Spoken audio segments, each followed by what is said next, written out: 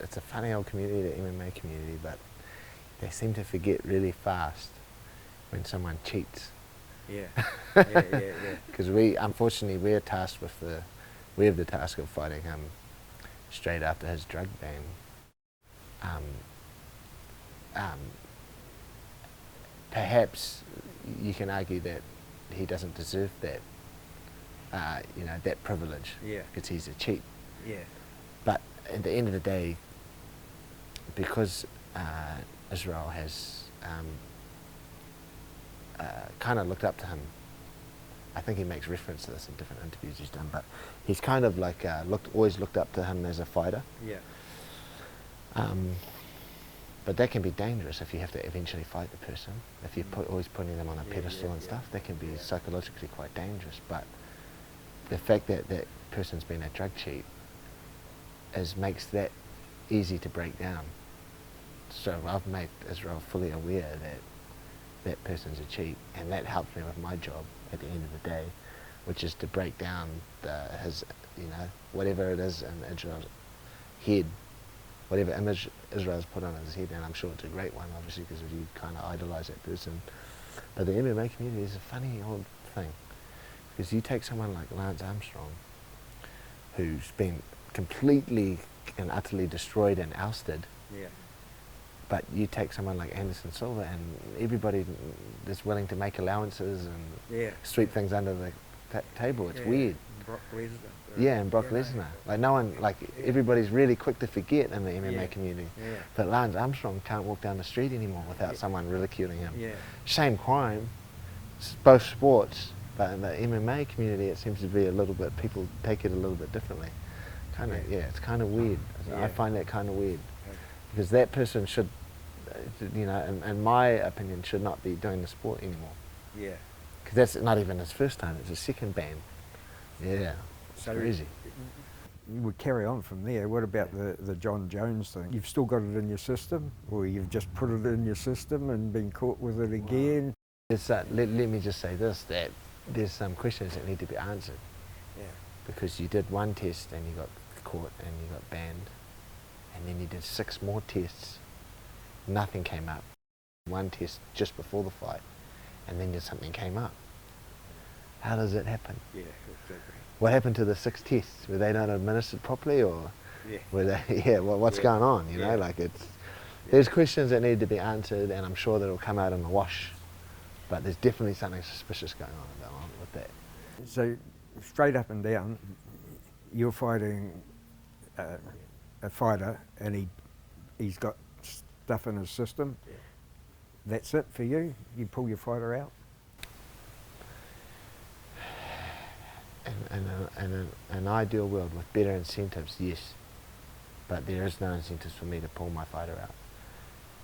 We don't get any of the other fighters' money. In fact, if we pull out the fight, we lose the money. We lose all our money because we don't get paid because we didn't fight. Yeah, so it's a lose-lose situation for us. You've just fought someone who's on performance-enhancing drugs. Okay, and you've got to fight them in that state. Or you pull them out, then you don't get a fight at all, and you don't get paid. So it's a very difficult situation. What the solution is far, far, far tougher penalties for being caught using performance-enhancing drugs, like a lifetime ban, or maybe you lose your entire purse instead of none of it. Yeah. Then those sort of incentives will keep the sport clean. But at the moment, they're just not. Yeah, they're not stringent enough. People are willing to play with it. Yeah. I know you've always had sympathy with Mark Hunt's situation, but this must be just expand that, isn't it? Absolutely. But if you think New Zealand has been one of the last bastions. Like drugs in New Zealand sport has been, very little or relatively none. Like we're the last corner of the earth to get anything. So it's not a big culture in our sport at all. Like you hardly ever hear about people using steroids. It's a very rare thing. So we're a very clean sporting country with a very clean sporting culture. So when we hear about all this, it does my head in for sure. The thing, were you surprised at the opponent? Because last time we spoke on Combat TV, Israel had been speaking to Dana White. Were you privy to who they were talking about, or was that not a fighter that Israel had in his head when he went to talk to Dana in Australia? We had already been told the opponent, but we had been told that it was going to be on a different card. The ESPN card, which is the inaugural ESPN card. When they start the new contract with ESPN, they've taken it off Fox. Yes. So that's quite a big, they wanted to make that a really big deal and put Israel and Anderson Silva on it, just to make sure that they started that contract with a bang. What we went to Sydney for, because we wanted the fight on this card, and that was what was in dispute or under negotiation. Oh, right. Okay. So we couldn't come to an agreement. So in the end, we thought that the best idea is for put those two together face to face.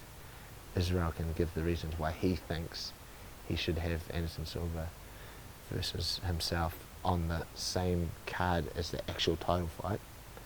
And yeah, he put those, that's what he had to sell to Dana White. And he did a good job, because now that fight's on that card. But for us, we really wanted to be on that card because it makes sense, because that's the same weight division, that's the title, that's paid basically in our home backyard, and you can see the implications of having two middleweights fighting the co-main event and the middleweight champion and the challenger fighting. You can kind of see what's going on there, or what that means. You know, one person will win here, one person will win here. Not saying that whoever wins out of Israel Anderson Silva will get the next title shot, but you can see the workings that are going on there. Yeah.